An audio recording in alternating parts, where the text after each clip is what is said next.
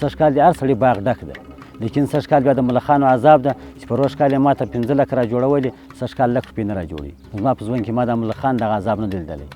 دغه مې اول کال دی چې دا ملخان مې ولیدل، اول وار یې غټان رالو، کوم ټایم چې غټان راورسېدل غټان به دلې رالو، سیل بیا رالی، یو 15 منټه به ناست و، بیا به ولاړ سو. هغه ملخان راولاړ سو، په دا سپېرو غونډیانو کې هګۍ تسې کړې.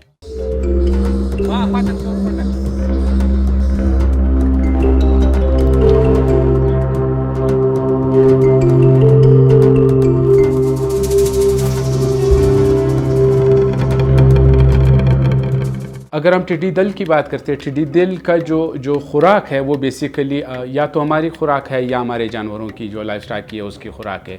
अगर हमारी दूसरी ज़रूरियात पूरी नहीं होंगी जो एग्रीकल्चर्स या लाइफ स्टॉक से हम पूरी करते हैं इस टिड्डी दल की वजह से, तो उसका असर भी हमारे बुनियादी खुराक पे होगा।